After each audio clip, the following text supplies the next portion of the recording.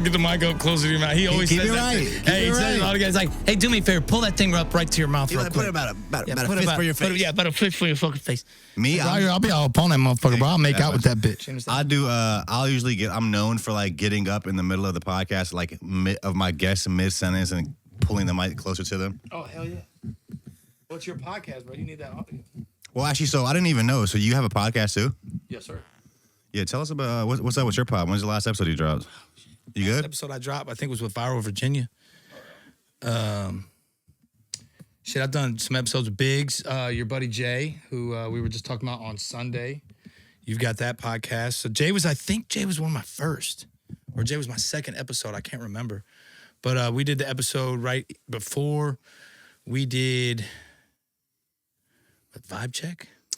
That's where I discovered you, I think. Oh, you performed at Vibe Check like on the Oceanfront 2025. Shout out to Ando, bro. Yeah, man. Yeah, shout out to Jay. He's been a big help. He's my partner on the event that I'm throwing. Well, Jay too, man. So Jay and then his partner and his beautiful wife, man. They are all been just the whole team, man. Like Sober, all those guys, man. They're fun to work with because especially being an artist, I came from doing stuff for artists and like throwing shows and putting my homeboys on and stuff. Like back when I first started doing music, I was managing guys and throwing events, and I was a bartender. So that's kind of like how my background in the entertainment industry out here started. Are you born and raised out here? No, man. Marine Corps brought me here. So actually, Missy Elliott brought me out here because I've always had a passion for music since I was like 8, and I came up on orders after my third tour overseas, or no, my second tour overseas, and this was 2007. And they were like, hey, you can go to Hampton, Virginia. And I was like, what the fuck? And I was like, wait, Virginia Beach? I was like, psh, bro. I was like, that's where Pharrell and Neptunes and Missy and all that. And Missy's the goat to me. I feel like she invented the ad-lib. Hawk 2, spit it out, open mouth, give you a taste. Like when that music came in a wave to the Midwest, which is where I was from.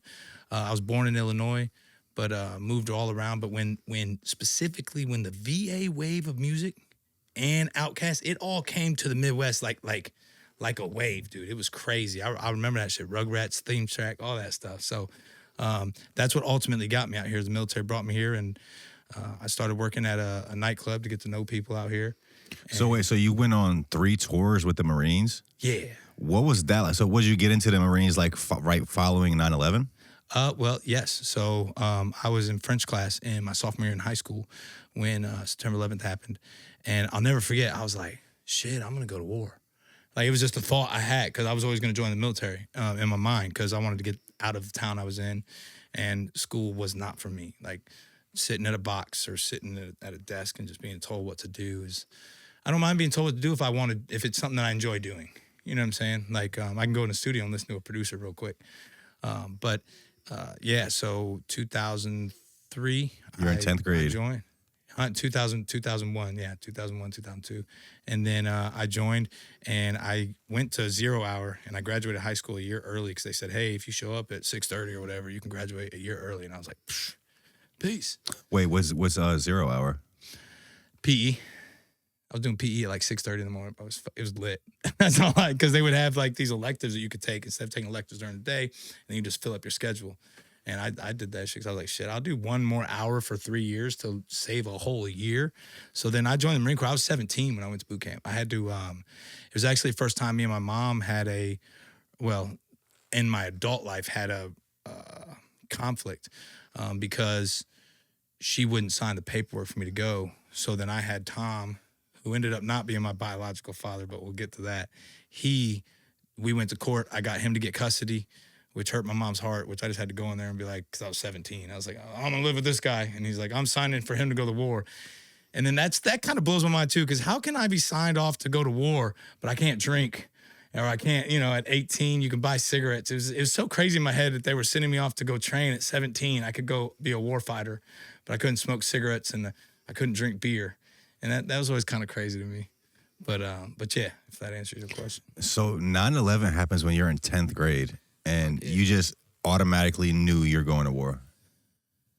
Well, I was going to join the Marine Corps. I always knew that because they had the best uniforms and they were the hardest. And I got. You're overachiever. I guess if I'm going to do something, bro, like do it. Just do it. If you're going to do it, like I looked at all the different branches and I was like, okay, yeah, President's own, first to fight. And I'm like, look at those outfits, bro. Like chicks dig Marine Corps dress blues, bro. Yeah, I want to hear more about that. But like, so I was in first grade when 9/11 happened, and I don't really remember much. But like looking back and seeing interviews and like just seeing what people, like where people's feelings were at the time. From what I understand, like it was like after 9/11 happened, it brought the country together. Everybody was American. Yeah, and it was like a strong sense of American pride. Everybody, bro. The Haji Mart had an American flag and was like, thank you, come again, God bless the USA. Like, oh, hey, is that you? You're probably watching the podcast right now. Before we get back to the episode, I just want to tell you about our new sponsor. We're here at Custom Empire at 3420 West Mercury Boulevard in Hampton, Virginia. And I just want to show you around the shop real quick. Walk in, they got 4Gs, this is a little bit out of my price range, I'll be honest, but it's available. Are those BBs? Are these actually BBs?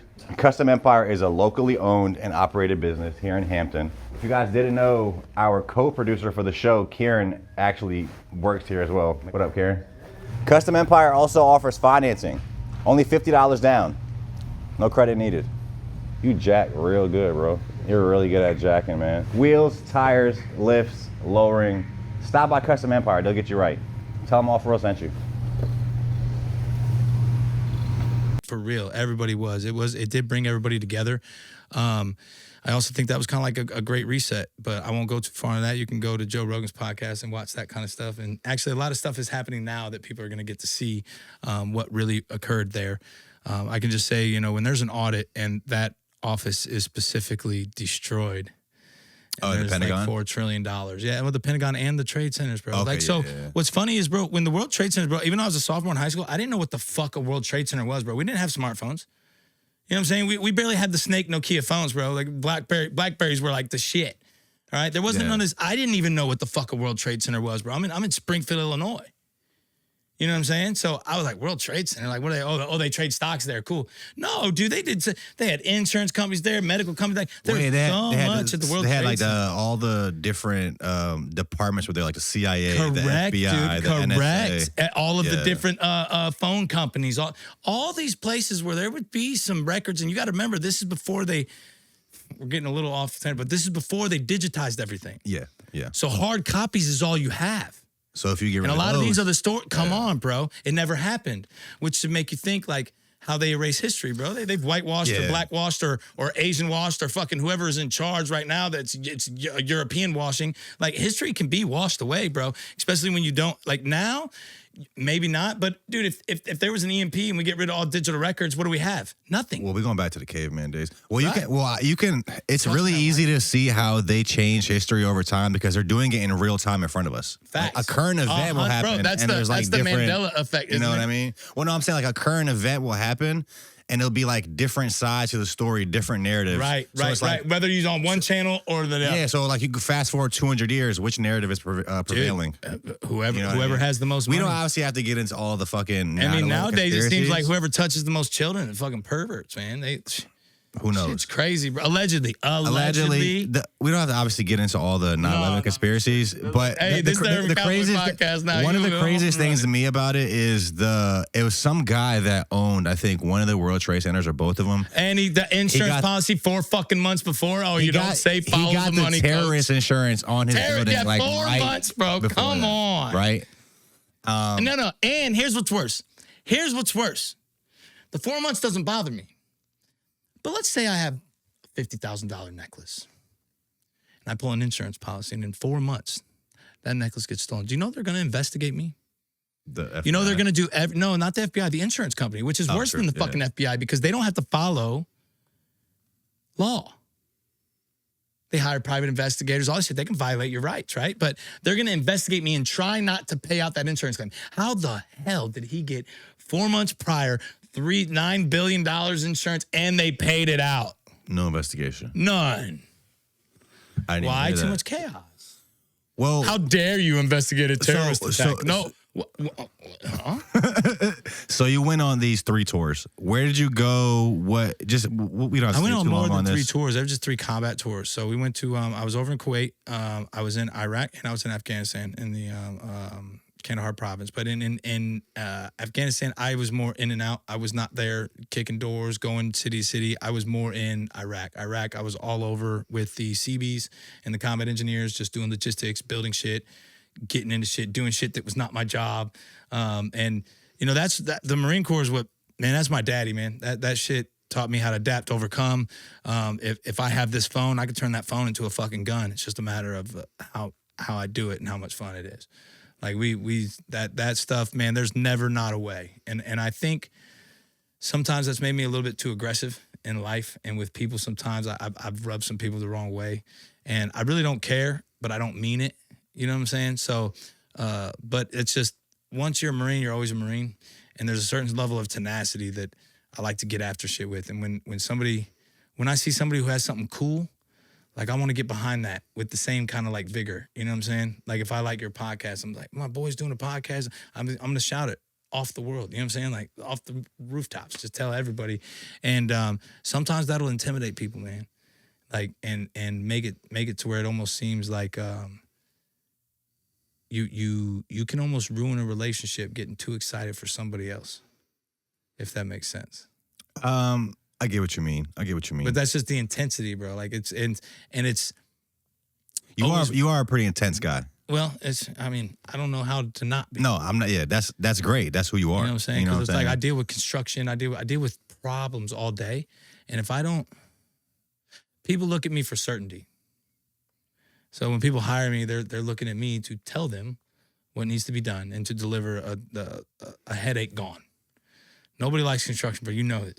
All we do is kind of make a mess and then clean it up, and hopefully it looks better when it's done. But I don't know how to do that shit like a sweet little beta boy, you know. I get what you mean. So, were you doing any type of music or anything in high school before you went to the Marines? Yes. I was well, my rap name was Ace. You know what I'm saying? You were rapping before some that. Bars, son. If you ask me, like Ace is unstoppable. He's lyrically untoppable and shit. You know what I'm saying? Some high quality bars for a 12-year-old. So you get back from the Marines. Well, okay. So what was the total? Like how many years were you in? When did you get out? I was in for 10 years. 10 years. Yeah. So pretty much the whole damn near war on terror. It was a little bit longer than that, but you were in there for a while. Pretty much. I think we were in Afghanistan for like 20 years. Afghanistan for 20 years. Yes, you were like half the time. That's the war that, yeah. So you get back, and what was life like when you got back? Was it like straight into music? What were you doing like when you got back? Man, like when you're not deployed, a lot of the military life is like, it's just the same, dude. You know what I mean? Like a lot of people get that military stuff misconstrued. It's kind of idolized. Yeah, misconstrued, but it's just like working at a school or working at a jail, if you want to compare it to some institutions, or working at a city office or something. You know, it's like just because somebody wears a uniform doesn't mean that they can't be a piece of shit. Like a thief wearing a uniform is still a thief. Yeah. He's just also happens to be a Marine or an Army guy. And I know Marines who are thieves. I know Army guys who were rapists and pieces of shit and pedophiles and all kinds of shit, dude. Like 100%. Like the evil exists in all parts of the world. That's one thing that the military taught me too. And I'd probably say my greatest lesson from the military is all people are the same. It just looks different. No matter where you go, bro, men want to have a woman they love, take care of their family, and be left the fuck alone. Like at the end of the day, that's what all men all over the world want. And they'll make money too, but that to me is a given. That's take care of their family. That to me is correct. Yeah. It falls into that hierarchy, and everybody's family is different. Some people's family is their 3 dogs and their fucking cats. You know what I'm saying? And their Uncle Bob who comes over every Sunday and smokes a joint with them. You know what I mean? So that was the best blessing I learned from the military, and getting to meet so many beautiful people that I got to bond through over food, and sometimes just smoking a cigarette and having a cup of coffee, dude. Some of the deepest, richest, most memorable conversations I've ever had in my life. With foreign people from these different countries. Dog, 100%. And what's so funny is if you show up with the right heart, bro, these people will take you to their mother's house, their grandmother's house, their most vulnerable places, bro. And just so that you can experience, because they want to show the cool American guy or the cool French guy or whoever it is where they're from about their place and about their country. And that's why I get so confused when I watch the media or anything else, because none of that shit that is on the news is what I've ever experienced, ever. What shit on the news? just that you can't go anywhere, that fucking people are all just everything's so negative and people are against each other and fighting and arguing and rioting and all that. Like anywhere you Around turn the on, world? there's yes. Well, there is a lot of that. No, the there world. is. Yeah. But what I'm trying to tell you is that's 1%. I promise Well, you. even these countries that we're There's at war with. 99% of this world, bro, and Yeah. 99% of the people who are just beautiful people. No, who, for sure. Even countries that we're warring with. Correct. Most of the time, most of that population is just like you're saying, regular people. They get sucked into the war just like by their government, just like everybody bro, country when was. we were training the Nobody Afghani wants to go army, to war. bro, do you know how many of them boys did not want to fight? And you can't put a gun in a man's hand and make him fight. It's crazy, man. It's crazy, but that's the shit. That's the shit that you got to like experience too. So there's good and bad to all of it, but largely it's all bad. I'm a fan of my country. I love my military. I do not believe the reasons that we went into those countries and fucked them up the way we did. And I to don't me, think the many only thing that people do. Saddam Hussein did wrong was he became the fourth most powerful army in the world, and they didn't like that too much because he had a lot of money, a lot of oil money, a lot of money. I seen it too. I saw it. It's confused the fuck out of me. Why is there fresh sealed pallets of $100 bills and American and Frank notes and Russian notes? And I'm talking about but see, it's all freshly wrapped. See, like it looks like that's happening to this day. That's happening to this day. Always is. We always prop them up, dude. We propped up Bin Laden too. We're just so finding both that wars out. we were in, we funded them. We funded both fucking sides. So go watch Game of Thrones. It's the Iron Bank, bro. It's all real. They put it in our face, bro. Well, the majority of the public is actually just finding this out like as of like last year or this year. But there's a lady I think that broke the story. She was like ex counterterrorism for the CIA. Yes, she's been going on CIA, the bro. Don't ever. She's been going on the Sean Ryan podcast. Yeah, but I love Sean basically, Ryan. we are still funding the Taliban to this day. 100%. We give them like $85 million a week, 100%, and nobody knows why. 100%. Well, the reason nobody knows why is because that $85 million goes over to a non-NGO, non-government organization, which is a government organization. Most of these NGOs are just literally named NGOs, but they're really government they organizations. fall under the classification of non-government owned organizations. But if you go, who's the ownership of the companies? There's a whole bunch of government organization motherfuckers involved in it. Yeah. So basically, just all these NGOs are getting disbursements of these funds, and these funds are going out to everybody's friends. It's the good old boy network, bro. It's once you see the way, you will see it in all things. Everything is the same. It just looks different. So if I'm a contractor, right, and I'm looking for an electrician, I'm going to use my electrician. If you happen to know any, you should let me know. I'm always looking. So It ain't too far away. But that goes, now I have a choice, right?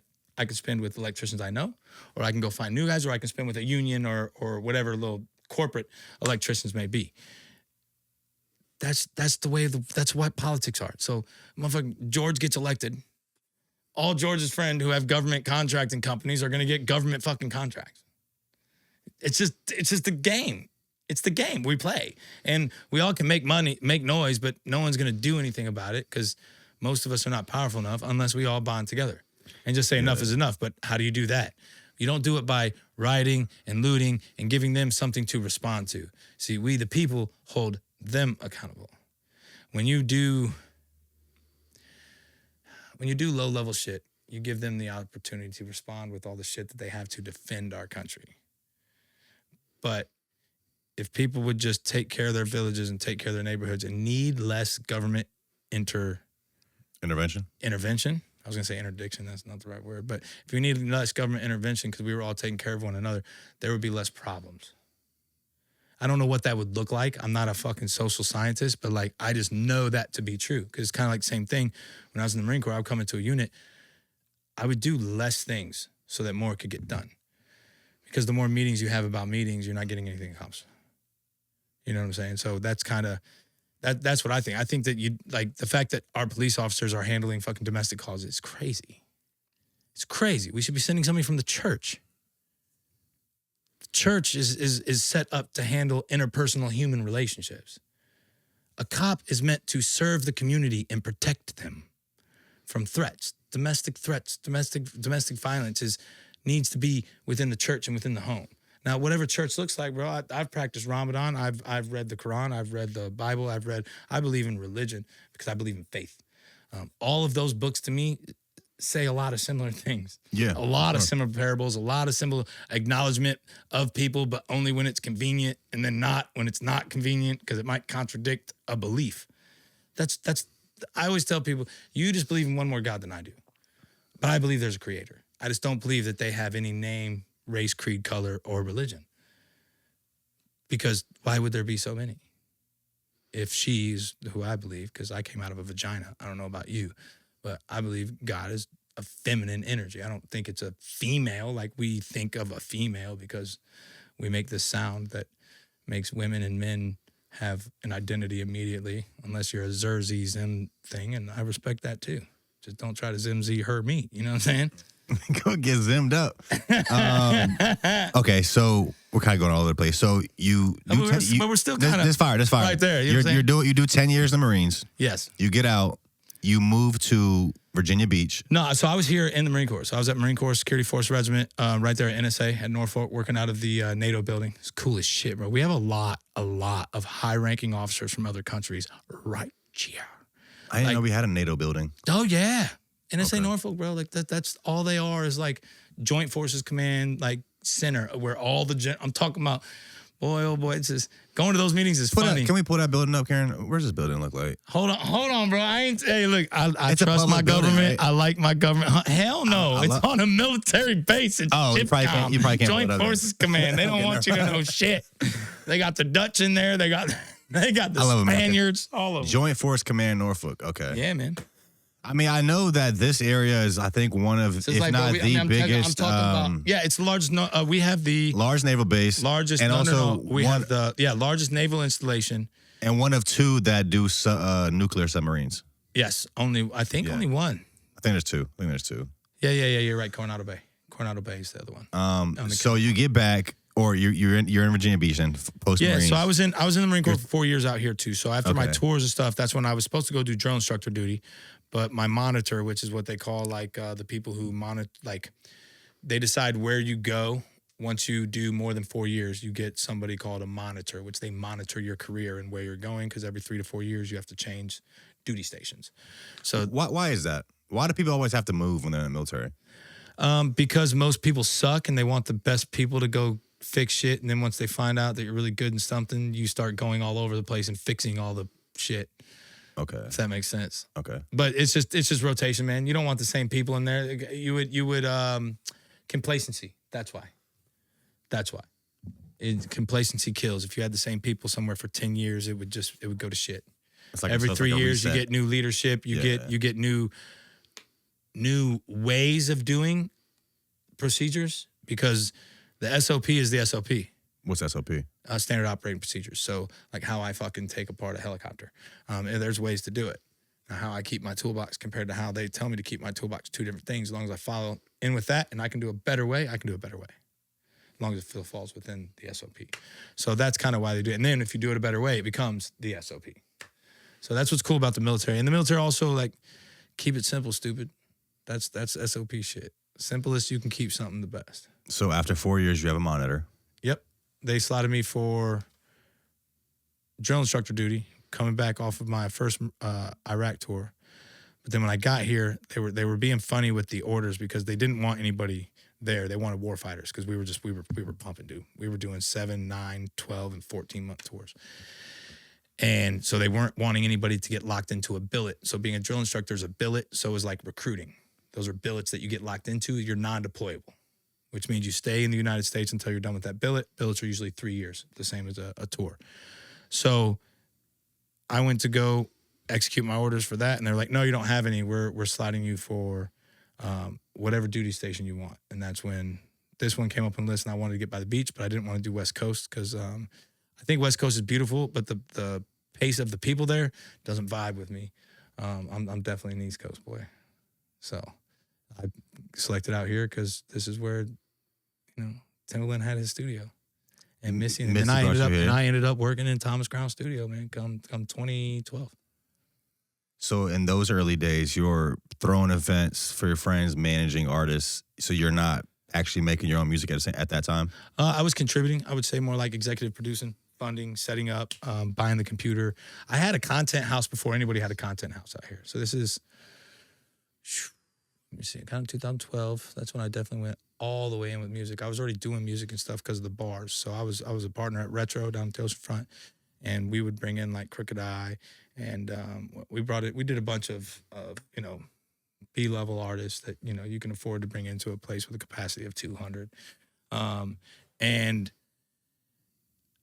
I had a third-story condo off Bird Neck Road and General Booth, and I had like 4 or 5 artists living with me. My den was a complete like all glass desk with computers, and that's where we would record.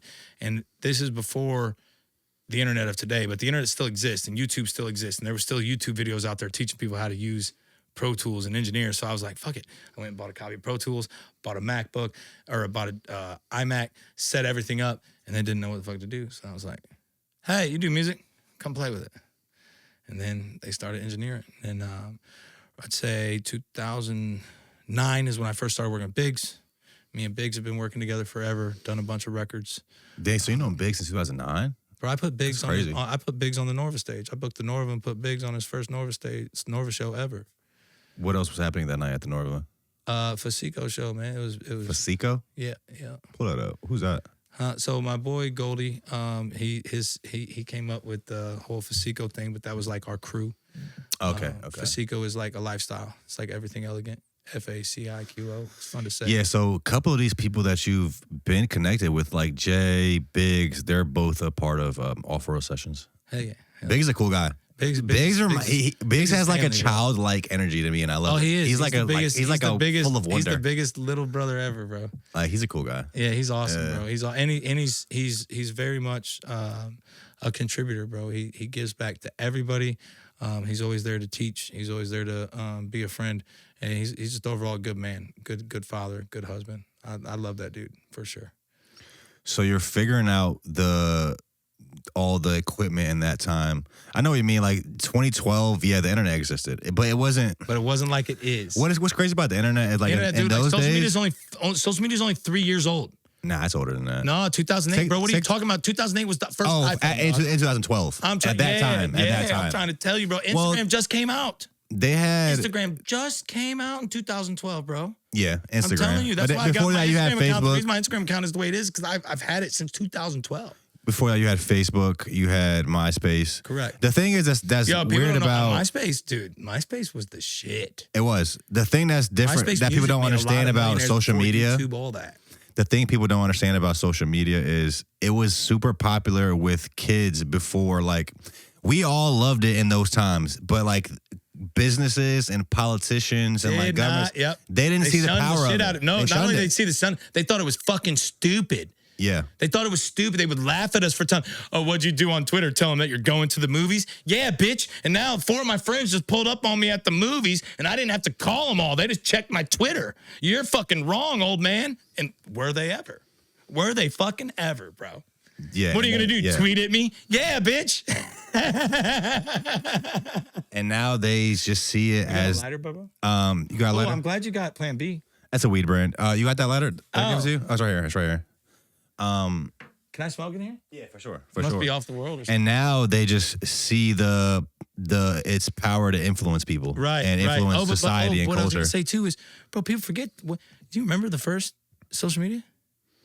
AIM chat rooms, baby. I had AIM. Sex location. I'm old enough. I'm telling you, I had AIM in like 6th grade, I think. That shit. That's how I knew. So the reason I joined up on MySpace and Facebook and really got into it at all is because of the AIM chat rooms, bro. Like. Bro, you call it AIM. It's AIM, bro. No, bro. I aimed. I was in the Marine Corps, bro. Okay, that shit is... We call it AIM. The streets call it AIM. All right, my bad. My bad, shorty. My bad, What was that shit people used to always ask each other on AIM? It was like name... AIDS, sex, location, A/S/L, fool. And then you go back. But what's so crazy? What's so fucking crazy, bro? This... Bro, now I think about it. I'm sitting there just a young kid. I'm like, fuck, 14, Illinois... Fucking, like, bro, what the fuck? Like, when you really think about it, it's like we were doxing the fuck out of ourselves. No, dude. for sure. And it's like, maybe these pedophiles did have a plan. AIM, also a forgotten thing that people forget about is like the first video chat. Remember Uvu? Uvu, bro. Why used to talk to hella hoes on that? Oh. I'm not even gonna lie. Uvu's like that one. Uvu was that shit. What's that one where that dude, oh man, There's one now that you can just pop up and talk to people randomly. Oh, you're talking about that reminds me of Uvu, bro. No, Omegle. Omegle. But we use Uvu as more of like a Skype thing where you talk to your friends. Right. There was a different one that like Omegle. There was a different one back One in like the day. that, right? I remember. Chat roulette. Chat roulette. That was it. Yes, dude. Yeah. Chat roulette was lit. I had a guy on my podcast. So you know how on like Chat roulette and Omegle, guys would get up there and show their dick to people. You know that's a thing, right? No. How do you know? Because everybody knows it. So that has looked at. So it's these websites. It's these websites for people that don't know. It's like Omegle, Chat roulette, where you get up there and you could just click a button and talk to a random person, a new person by video, like by video call. And weird people will just get up there and just show their meat. Wow. To strangers. So there's So there's this guy that has. You see this Kermit the Frog thing? He went viral. Oh yeah. He'll show the cucumber. He'll show the cucumber. I interviewed him. Oh no shit. Virtually. And you know what's crazy? It's a 19-year-old kid from Florida. Oh, that's me up there. That's crazy. I interviewed him in character. Like I never saw the guy's face. Oh, that's amazing. He came onto the chat as Kermit and like all that. Was this last year, Karen? We made some fire content. I gotta hit him back up. But yeah. So I interviewed this guy. He's been going viral. It's a 19-year-old kid from. Is it from Florida? From Florida. That's amazing, bro. But yeah, the internet has went through so many iterations, so many things, it's gotten way more powerful. But it's crazy how YouTube has found a way to survive. Well, not only survive, bro. You got to look at it like, bro. YouTube was fucking magic, bro. Like, I don't know if y'all remember, like CKY days and shit, bro. I'm from the days to where you used to have to like pass around skateboard DVDs and shit to find like cool prank shit and like, or you had to go rent like the Faces of Death or like just crazy shit. I remember going to that website, facesofdeath.com or .org. Yeah. Bro, I literally got traumatized by that website. I still remember to this day. I'm like 15. Bro, it was a video up there. You just remind me of this shit. It's a video on Faces of Death. It was a guy. He jumped from this like really tall ledge. Or like, I know what you're talking about. He lands and his face hits this concrete edge thing. Like, he lands his face right on it. And then it cuts to him in the hospital. And his face is literally split open. And the doctors hold it together and he's trying to breathe and just like gurgling. I literally can still see that shit, bro. Like, I had no business seeing that. I got traumatized by one. They had they fucking, it was some overseas shit, and they had this little monkey in the middle of the table, and they shut its head, like its neck in, and only its head was out, and they started cracking it with a fucking hammer and eating his brains, bro. That's crazy. And it was real as shit. Because I was like, no, it's fake. I was like, this got to be like fake, like a movie. They're like, no, it's like a delicacy. Nah, another one I saw up there too. It was somewhere with the cartels, and they tied this guy up, bro. They tied up his arms and his legs, like behind his back, and then his arms to his legs. They literally I literally watched the whole shit as a fucking kid, bro. They cut his limbs off one by one. They cut one arm off. He's alive. One arm, second arm. Hey. One leg, other leg. Him, huh? And then cut his head off at the end. Then I was like, is he still alive? He was alive during the arms. Arm, leg, oh, but head. He's no longer alive. You were talking about alive like he had fucking. He was alive up until his head. I'm like, yo, I don't even know this website. Hey, he was alive until he was dead. Okay. Pretty much. But yeah, shit like that, bro. I had no business watching that. Literally still traumatized to this day. That's funny. I can see it in your eyes. Are you okay, bro? I'm okay. You need a hug? No, I'm good. I'll give you one. You probably seen way worse than that in real life. I mean, I don't want to hear about it. No, well, I'm going to tell you some real shit. And y'all do me a favor too, and anybody listen to this. Like, when y'all hear somebody start telling war stories, man, tell them to shut the fuck up. Because anybody who's done some shit ain't gonna say some shit. Exactly. So I was. And then unless I get like really fucked up and I've trusted you for a long time and you're just like, we're having a vulnerable moment, you're like, hey bro, I know you probably get asked this. My buddies do it, and sometimes I'll be in the mood. I'll be in the fucking mood, and I'm totally okay with it because I don't mind sharing with my brothers, especially if I trust somebody. But it's like, you know, I'll tell people all the time, like, okay, so I can always sum it up like this. Just understand you don't know what anything feels like until you know what it feels like. And every man that I've seen leave this world cries out for mama, whether they had a good relationship with their mom or not. So, and every fucking person I've seen, every swinging dick, every pair of tits, everything that left this world, bro, they all bleed red. Every single one of them. And we all have 98.6 temperature. You know what I'm saying? So we're all a lot more alike than we are unalike. And we shouldn't want to know those stories, and we shouldn't have to tell those stories. For sure. I was born at the end of the Bosnian War, so my dad was in the war. Fuck. My grandpa died in the war. All my uncles those fought. are the wars, though. Those are the wars, bro. Those wars are fucking nasty, bro. They're nasty. They're not funded. Well, they're just they're I'll tell you wars, some things about it. Like, so I'm from a town called Gornji Vakuf. Gornji means north, so North Vakuf. And in my town, the men and the husbands and the fathers that defended that town, they had no choice. The enemy was surrounding us, and they wanted to kill all the Muslim people. Right. So my town is kind of a pivotal town because it was like the last town stand. Where if they would have took our town, they would have took the rest of Bosnia. Oh shit. So it's like I come from a town where it's like warriors from, and they had no weapons when the war started. All our guys had no weapons. They had to go take their weapons, and that's how. See, that's some Marine Corps shit, right? See, that's the type of shit that'll get my dick hard. My point is though, like all my uncles and my dads. No, that's the kind of shit though. When a man. That's the resourceful of men, bro, that we're missing nowadays, bro, and honor. When men are left no fucking choice, we make, fuck finding, bitch, I'm making a way. Yeah. But my point was like my uncles and my dad and shit, whenever they talk about the war, like they'll never tell you a story about how they killed a man. If they talk about like a situation that happened, they're like, I don't know, we shot, somebody might have got killed. I've never heard my dad say I never that. paid attention if another human being dropped at the end of my weapon. So it's like I don't want to know. I don't want to know because I have a very, very, very firm belief. And I think it's what saved my soul in this world. And I've had moments, bro. I've had moments where I was angry. I've had moments where I could have taken lives, all that shit. I always chose not to. And that's, I give it up to God, to the Creator, whoever that may be. Like I've had a discernment inside me that made me not do that stuff because I believe that you're not supposed to take that which you are not powerful enough to give back. And we may start life, but we don't give life. Women do that. That's why I think women should decide if somebody goes to death row and dies. Women should just go fight all the wars. No. I'm just playing. Hell no. But I'm saying they should make the decisions. They should make the decisions on if somebody dies, bro. Because they birthed us, bro.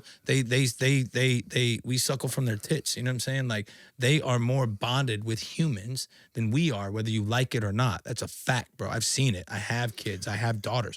I know how I bond to my female children compared to how I bond to my son. It's very different. The female is a very powerful thing, and it's something that we've lost touch from as far as like capitalizing on its wisdom, if you will. Well, I think we've lost sight of what true femininity and masculinity is in this day and age. I couldn't agree with you more, bro. That's why I stand on the principles I stand on, bro. I believe women and children are to be protected at all cost. I believe that's the honor of a man. I believe that a good woman is a man's favor. That's what God intended for him. That's why the stories come that the woman comes from the rib, because she is right beside you. She is equal. She is with you.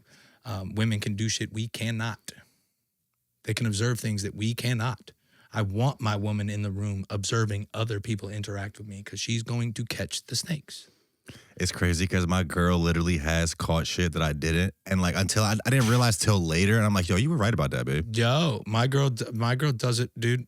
My girl is I totally rely on her discernment. Like, babe, I think he's trying to fuck me over. She's like, I was hoping you were gonna ask that motherfucker. I watched him. I watched how he looked at your money when you pulled out to pay. Like, and she'll catch shit. And I'm not saying that's the exact scenario, but she'll catch shit like that. And I'll be like, yo, you were looking at that? And she's like, I didn't trust him. The second I didn't trust him, I was on his ass.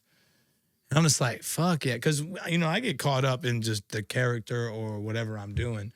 If I'm going to doing something, I really immerse myself in it, construction-wise too. Like, you get that. When you're zoned in, time goes and you're like, whoo, and it's like, oh, shit.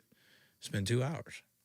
So I'll overlook something. Or because I love somebody, I'll overlook something. And that's why yin and yang, bro. That, like, a man and a woman, bro. I'll always believe in that shit. I'm a lover boy too. I love being in love. That shit's fun. I don't give a shit what no one says. I've been having a great time. So it's like this. I've been living with my girl for like the past year, and this is like my most serious relationship since high school. That's dope. I think she's the one. It's going great so far. I took her to Bosnia over the summer. Oh, that's really dope. How was that? Traveling with somebody's different. It was fire. So yeah, I think when you travel with the partner, that's when you figure out like if I like you. One. No, if I like you. Yeah. Like if I really like you. Like if I wake up and I'm grumpy and all this stuff, do I just go, I'm less grumpy because we're gonna be grumpy together. That's cool. Yeah, we had a great time. We went to Bosnia. Before that, I took her to L.A. I went to L.A. for a podcast with this guy Rahul. So that was our first like trip, but that was like a 3 or 4 day trip, and then we went to Bosnia for 3 weeks. Jeez. So that was our like on that trip. Passport I was like, stamping. Yeah. Look at you, bro. You like Yeah, she didn't have a passport before that, so she got a passport for that. I just got my girl her passport too, and we got a trip to Jamaica this summer, and many more trips. Bro, you know where I want to go on some random shit? I want to go to Austin. I want to go to Austin, Texas. And I like Austin, Texas a lot. I love visiting there. I don't think I could live there though. It's I want to visit. Yeah. Yes, it's fun to visit, and it's a very welcoming town. But it's just for me, it's too chic. What does chic mean again? I've heard that word, but I forgot now. Is it like bougie? Yes. Yes, a little too. Bro, I like living in Virginia. No, I love me too. You know, that's really, bro. This is This is one of the best places to live in the country, bro. I swear. It truly is. People hate on this area because there is a lot of shitty people, and I think there's a lot of shitty people because this is kind of an area that has a lot of shitty energy that's happened here. This is the fucking the human trafficking capital of the world is on Northampton Boulevard. Look that up, please, Karen. In the United States, I think. Now, there's 1,500 arrests on Northampton Boulevard a year. That's Virginia Beach? Or That's Norfolk. That's Norfolk. Norfolk is the human trafficking capital of the world? Not human capital. I'm sorry. I misspoke. In the United States, that is where the most arrests happen. Like it's where all of the human trafficking comes through. All the the ports that comes from Ukraine, all the shit, bro. All the human trafficking comes in through these ports. What did it say, Karen? Through the ports. Yeah, through the ports.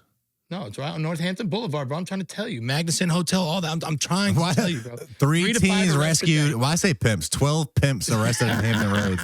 That's crazy. Pimps in Hampton. That was 2015? I've never seen a more Hampton Roads headline. That's 2015. 12 alleged local pimps amid human trafficking. Just look up.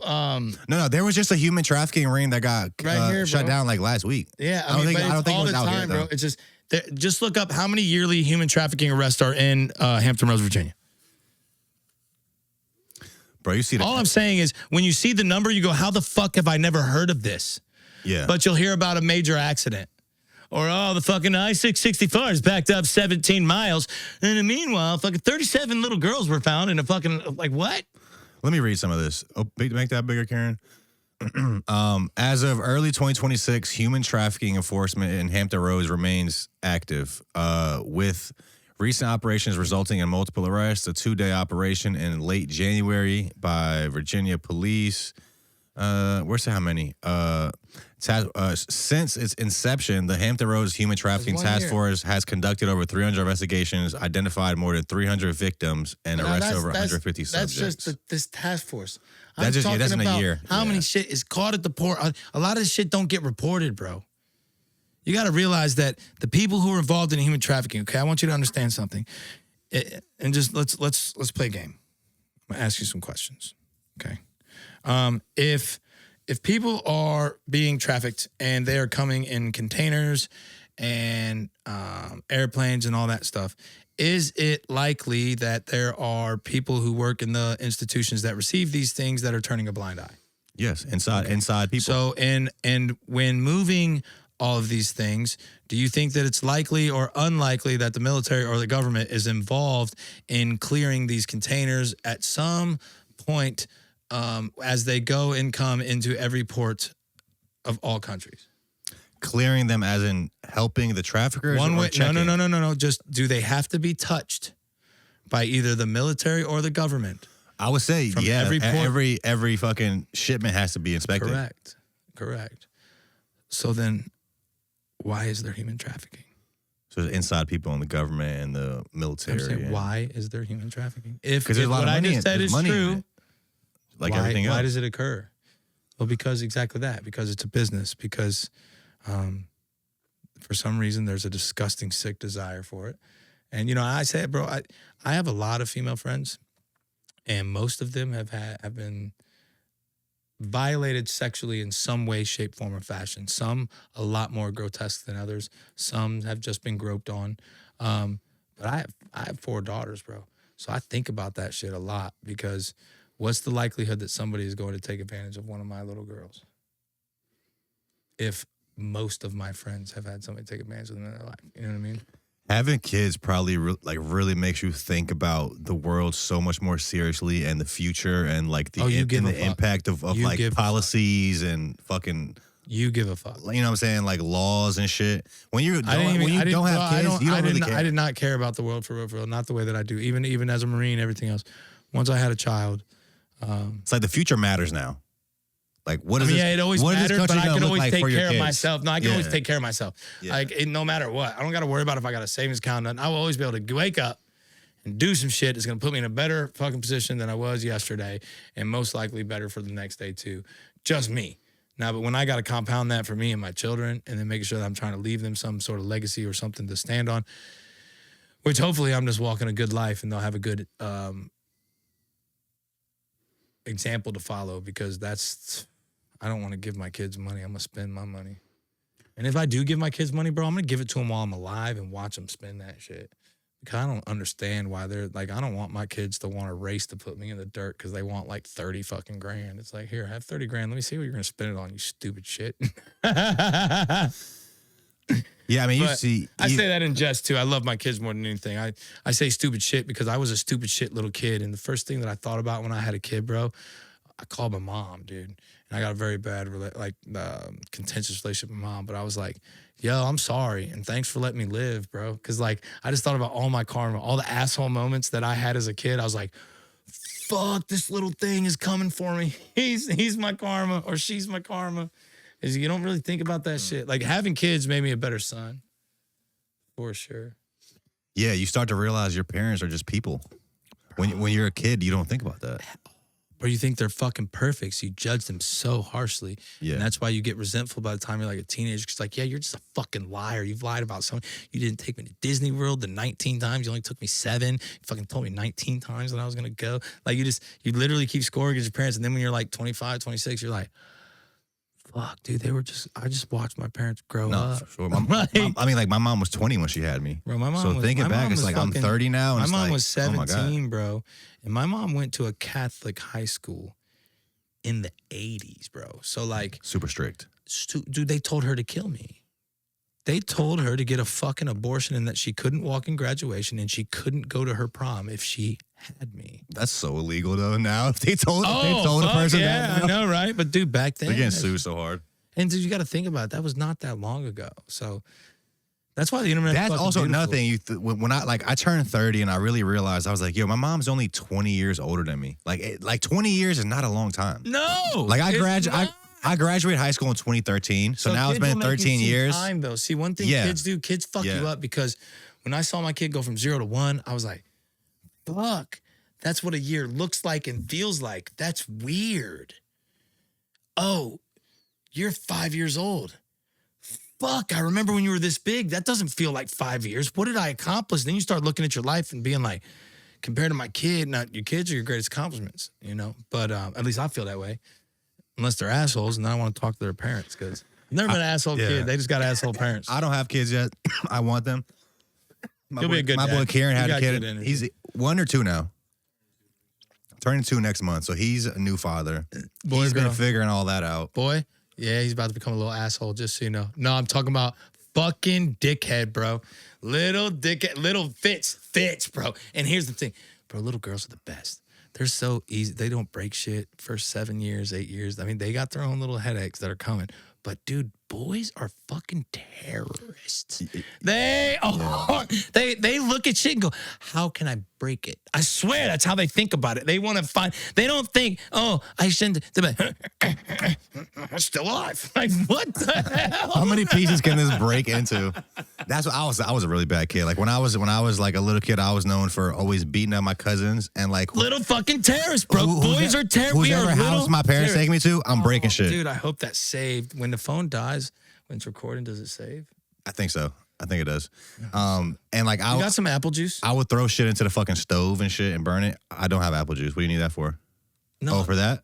I mean, that's where Apple. Oh, fucked up. actually, here. Apple should call their fucking chargers Apple Juice. I don't know why they don't. It's got to be owned. It's got to be. The fact that they didn't call it Apple Juice blows my mind. They got some more shit coming.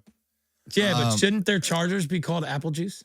I like that. So I guess to get back on some music shit. So I discovered you at Vibe Check. Yes. Then I'm just seeing you online, and I met you at the Timberland Way show, which is partly the reason you came to this area from Missy and everything that was happening in this area. Yeah. I met you there, and then we booked the pod, and then we've been working together since. Yeah. Think about that. Think about that, man. This guy, I was like, oh man, I'm getting to meet him finally. I'm definitely gonna get on the pod. Which I appreciate the business, and a lot of people. And the dude was like, yeah, I can have you on the pod, bro. You know, he's with girl stuff, and I was like, he's like, yeah, you know, I'm thinking like May, June. I didn't say it like that, bro. It's like fucking 9 months out. But he's like, I might be able to squeeze you in, maybe springtime, I didn't April. Say it like that. No, he didn't. He said, I'm booking February 18th, and I said, cool, let's lock it. And I was like, damn, bro, like that. He's like, yeah, I just, you know, I book it when I book it, and I just, if I got somebody cancel, I'll let you know. And I was like, oh, appreciate it. And then he let me know once, and then he pulled it back, pulled it from under me. I was so excited. I was so excited. So I saw you there. I liked your style, I liked your vibe. You had some cool music. For sure. I guess, what are you doing right now with the music? Because I went to your Spotify. I don't know if you made a new page, but you only have one song out. Yeah, so Selfish. that was part of what happened. So when I first started doing the music stuff, I was Christopher Thomas was my name. That's what CT stands for. So, and then this Urbn Cowboy character has taken over, and that's the music too. So I'm like, if Johnny Cash and Missy Elliott had a baby, that would be me and my music. So I have CT Urbn Cowboys got Selfish, and it will have all the other 4 songs that are under Christopher Thomas. I spelled Christopher Thomas with a money sign for the S, and I learned why that's a big problem. And I didn't realize it because I do come from a coding background and playing on computers, so I should have known better. But the second the money sign hits, Apple takes out the rest of the name. It's like an ending prompt or something. So all my names are Cree Thomas, CHRI Thomas, because the S sign, it does something weird in the way that it populates it. To where I'm Cree, like on my phone, I'll play my song. It says Cree Thomas. And it's like Cree ... No, CHRI. Takes it all the way out? Yeah, bro. They just named me Cree. That's crazy. Yeah, it's weird. It's weird. So that's what ended up happening. What about and that's part of the thing too. Currency has a $sign in his shit. Does it? Okay. Bet. Do you want to answer that? Not so much. I mean, they can wait. So you're gonna upload these songs that you dropped as Christopher Thomas under CT Urbn Cowboy. Yeah, absolutely. So it's coming out with my album. My album's coming out very soon. It was supposed to come out on the 25th of January, but some life stuff has happened. I've had I'm an open book, so I'll share some shit because I don't care, and I'm an advocate for dads everywhere.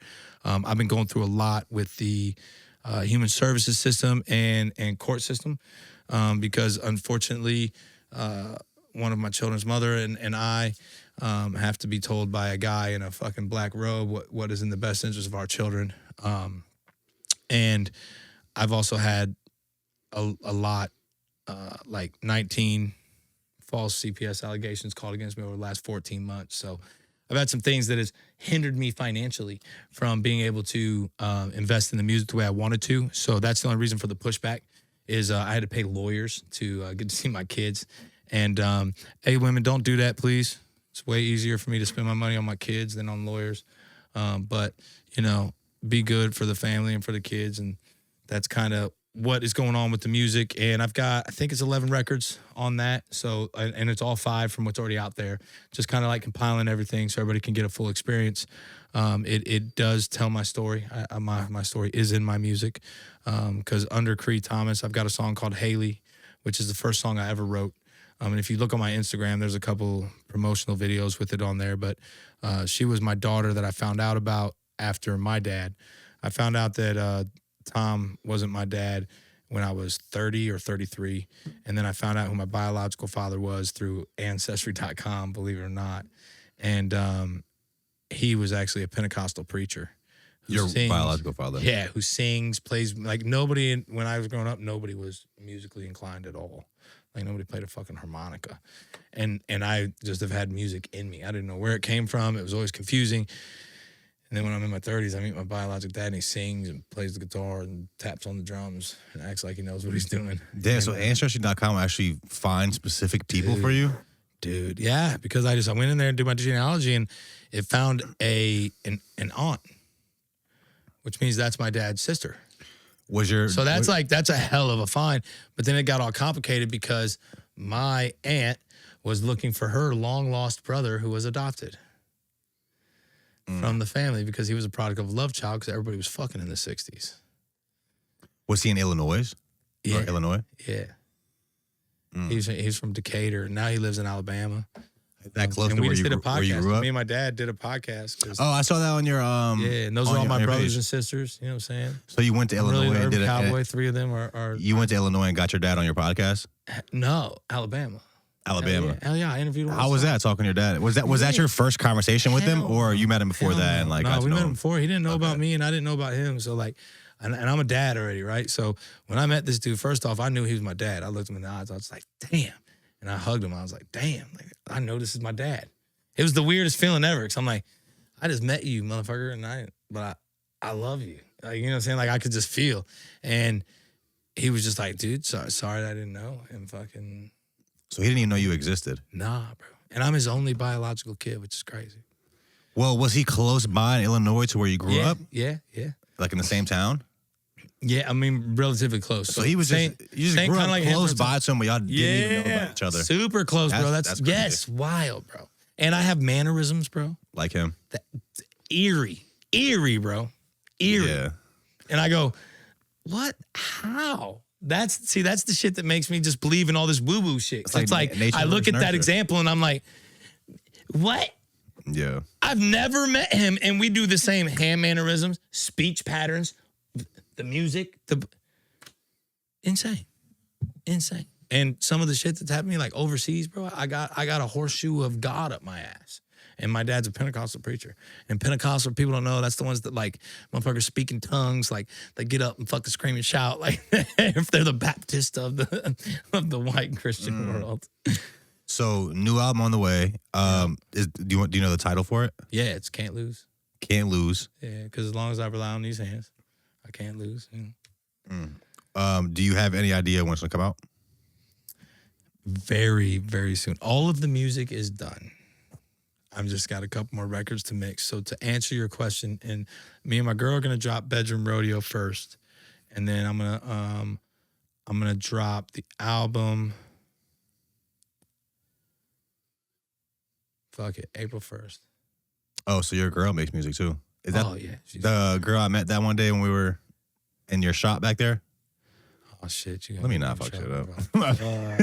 No, it's Shidasia. So yeah, she's awesome. I think she was with you one time when we were working. For sure. Also, I guess while we're talking about albums, I got to shout out that boy Zell. Yeah, weren't you? I'm about to say, aren't you on an album? And shit? So you don't even rap, but you on an album. I don't know if you know. I used to make music. I'm retired now. Oh, my bad. I used to rap. Damn, bro, is that how you pay for this place, bro? No, I pay for this with I pay for this with the unemployment money during COVID. Fact. I invested all my fucking money into this shit. That's lit. I got 20 grand in here. So Zell 2 Trill is releasing an album called They Said It Not Me. Hey, shout out. Hey, They Said It Not Me. He has me on the album. He used a bunch of clips from different podcast episodes I did with different people talking about him. Oh, because then he's saying that they said it, not me. I like it. That's a great intro. So idea. Shout out to that boy Zell. I want to say, actually, can you please pull up his Instagram because I want to see when the release date is. I think he announced it. Hell yeah. He has the cover art that he dropped. I want to say that the release date is up there too. Super cool guy. If you don't know who Zell is, bro, check him out. He's a fire producer. He does a bunch of shit in the city. Go to that post at the bottom right. Yeah. Is there a date on there? 2/20? February. Is that today? That's Friday. That's Friday. So shout out. Zell's album is dropping on Friday. You'll hear me on the intro. You hear a bunch of different features on there. He's going crazy. Shout out to that boy Zell, man. Shout out. That's a cute cat too, right there, by the way. Hey, I like cats, bro. Cats are protectors of motherfucking energy. I'll be honest. I used to always hate cats growing up, but my girl has 2 cats, and I've grown. You know why you hated cats? No. I'm gonna tell you why you hated cats growing up. Why? Because boys are fucking assholes. They're little terrorists. They pull their fucking tails, and a fucking cat is gonna scratch your ass. So that's why little boys don't like fucking cats, bro. Cats are the shit. Maybe. I'm telling you, because I was a little terrorist too. I was never around them. That's the weird part. I like never. Then how was the fuck around. did you know if you liked them or not? I don't know. I really don't know. I had 2 dogs growing up. I love dogs. So you were just fucking biased. You're just like, oh, I've had dogs, so I like dogs. Yeah. So like maybe maybe Republicans and Democrats can learn something. If you never had a fucking Democrat, you should have a Republican. I am allergic to cats though. I know that for sure. How do you know? Because I get short hair or long hair. Like if I'm around her cats, she has long hair cats. But Yeah, like so I'll what get like a about little short hair rash cat on my though, bro? wrist. Like my wrist will start itching and drying up. Bro, like, that's you know what I'm saying. It's not like deadly. I don't That's like. not from, bro. That's not from the cats, bro. What's it from? I don't know. Sounds like from Bro, I went to the allergy doctor one time, and because I forgot what happened. I think I had a rash on my arm at that time too. I go to the allergy doctor, and they give me the test for all the different things. And what they do is they give you 50 different pricks in each arm with all these different like things like. You think rash. that's a good fucking idea? Listen though, so this is how they test what you're allergic to. Come on, dude. This is how they test what you're allergic to. Listen, Bro, so they test you for. Do you sign up for this? Yes, listen. They test you for 100 different Why, so things. I can know how to fucking poison you, bro? Do you not watch? I'm about to tell you. I'm about to tell you. They test you for 100 different things. So 50 things in each arm, and the way they test it is they give you a little prick, and then like based off how your skin reacts to it, that's if you're allergic or not. They test me for 100 things, and the lady tells me I'm allergic to all 100 things. Get the fuck out of here. Fucking bubble boy. I would be dead. Fucking bubble boy. They try to give me some medicine, and I'm just thinking in my head. No, that's what I was saying, bro. Like, that sounds like the most. Yeah. That's why I was like, you signed up for that, bro. That sounds like you're just setting me up to have to take something, right? That's what it sounds like. So bro, I didn't if I'm like, pricking you and you don't know what I'm pricking you with, I'm just gonna prick you with some bullshit that makes your skin react and be like, you need this $900 cream or your skin's never gonna be the same. Facts. That's how I felt. So I was like, I'm good. Yeah, I was like, I'll probably be prick dead. You 100 times with God knows what, bro. You might be fucking infected, dog. You might be. They might have gave me. They might have gave me the vid. You might be. Ooh, they gave me the vid. The vid, bro. Me and my girl The just watched the VID. new 28 Days Later part 2. It's pretty fire. Hey, 28 Days Later is a low key like it's fire as shit. Nah, the best fucking what's that shit called? District 9 or District 10? You seen that? Yeah. District 9? I think it's 9. I think it's 9. Yo, that's one. Have you seen that? That's one of my favorite movies, and I just watched it like 2 years ago for the first time. My girl put me on with it. Yeah. They're making a new one too. Oh yeah. Cloverfield is hard too, bro. I love those like end of the world movies. I don't know. So new album on the way. Is you really doing it April 1st? Can't Lose. Yeah, for sure. That's. I'm just gonna set that date out there because I've only got 2 things really to do to finalize it up completely. Any features on it other than your girl? We're putting out that's a single. Bedroom Rodeo is a single. It's an Afrobeat country song. It's gonna rock y'all. Like it'll fuck y'all up. It's pretty amazing. And then I'm gonna perform Good Golly on Sunday. That's just a fun little vibe. At all 4 sessions. Pull up. Yeah, Pull up. Sure. Oh, you already know, bro. I am. Trust me. I ain't scared of shit. This is my first event, bro. So I'm excited for this. Like we've been putting this shit together behind the scenes. You got 200 RSVPs already. Bro, we got 275 now. Yeah, well, that's because you got good people, and it's a Sunday, and it's just smart. It's during the day. It's everybody gets to go home, have dinner with their family still. Like that's the type of shit that people need to realize. Like all that thought culture, all that dumb shit. Like it's over. No one wants to stay out late once you get a family and shit, bro. You want to do fun shit. Yeah. But you're not going to be out till fucking 9, 10, 11, 12 when you got to work the next day and shit. And you still got to drive home. You ain't getting home till 1. You shower up. You get in bed at fucking 2. Ain't no one shutting down the goddamn clubs, bro. Like, it's smart to do an event that way, bro. And just make it fun and for the community, bro. I salute that shit. I'm definitely going to pull up and support. Appreciate that. Pull up. If you're watching this will be out on Friday. So the event is this Sunday. Can't Lose on the way. Yeah, I appreciate you, bro. Is there anything else you want to touch on? Anything else you want to leave the people with? Also, I guess the last thing I want to talk to you about is I saw you went to Harvey Dent's listening party for his new EP. For sure, man. I love That's Harvey. My guy, bro. He's I love fire. Harvey, bro. You make country music so you can kind of respect what he's doing. No, his music is fire, His bro. music's fire, but fuck all that. We do country music towards, bro. I like Harvey as a man. Like I love his story. I love how he chose to take a more positive path, even in the music. Because I was kind of like turned off to country music at first too, because it gets this hillbilly culture stereotype to it that it really isn't. And the more that you get into it and the more you get around the people, man, it's so much fun. It looks like, bro, country music is it's like Baskin Robbins, bro. There's 31 different flavors of that shit, bro. There's probably like 131 different flavors. There's all sorts of country music, bro. And I don't even like calling things genres. I think people do it just so that you can give fucking awards and shit, probably. But all music is kind of influenced by each other, and you'll hear, somebody will put maracas in a fucking trap song or whatever. That shit's just it's amazing. And Harvey just he's such a genuine pure dude, bro. And his music it's him. It's so genuine and pure, bro. It's like, bro, I love that song, bro. And he's like, your mama, yo, mama don't like me, and I hate that bitch too. That shit is fun. That energy is in me too. I feel it. But it's like, I've had moms who have loved me though, and that shit makes that makes the music hit even harder too, because when you have both sides of the coin, you can really feel it. But he's an awesome dude, and anytime that he sends me an invite, just the way that he does it personally, and the way that he like appreciates people, man, it makes me excited to pull up and support something that they're doing, especially when they think I'm fucking half cool, because I'm just a guy trying to do some shit too. You know what I mean? Hell yeah! Shout out to that boy Harvey. We're going viral right now. I don't know if you saw our My Strange Addiction I'm kind of thing. fucking disappointed because I thought him and I were friends, but he ain't never roofied me. You know what I'm saying? That's crazy. You gotta, he saves that for his special Clip friend. that shit. Like, man, bro, I thought we were friends, bro. Why didn't I get some of that apple juice? CT, appreciate you, bro. We gotta do this again sometime. Looking forward to the album. Looking forward to seeing you perform at sessions. For sure. Yeah. Thanks for having me. Looking forward to keep working together. My podcast too, because I got a bunch of questions. Oh yeah, I'm down. Whenever you want to have me on your podcast, let me know. And all that shit, bro. I love that shit. When's the last episode you did? Are you still doing it currently? Yeah, I just took a little bit of a break. Just like I said, I had a lot of personal things going on, the holiday season and construction. Holiday season, construction slows down during that time. We're fortunate enough to work together. I make some money with Off the World. Has made me some money actually, so I could say like he technically kind of paid me to be on the pod. No, I didn't. Don't say that. I've never. I'm joking. No, I'm joking. He did some. Electrical work. He did some electrical work. We made some money together off that. So I'm talking shit and just so people know, I've never accepted or offered payment to anybody on this show ever. Yeah, no, I'm fucking Not with once. you. I in fact, I asked him when I pulled up to him. That's a true story, because the reason I'm even joking about this is I pulled up on him at the Timberland Way show, and I was like, yo, so I fuck with the people, you have Shaggy and different people, bigger names. You're one of the bigger podcasts in the area, in my opinion. The biggest. Yes, right.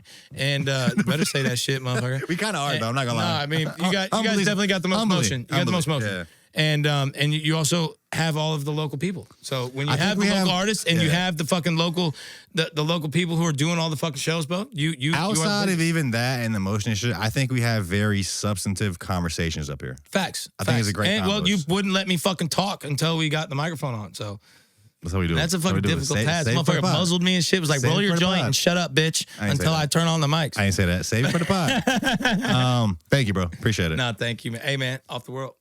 Yes, sir.